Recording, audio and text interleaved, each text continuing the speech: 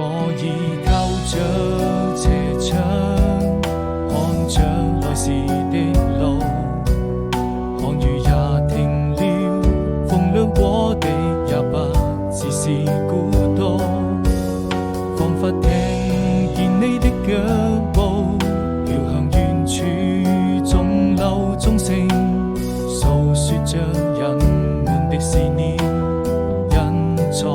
旅途。從那年夏天再一次踏上這條小路，走到哪裏你是否會把一切都好好記住，鬆開手，等每個一場鮮花在你身邊翩翩起舞，那是送給你生命中最真摯的祝福。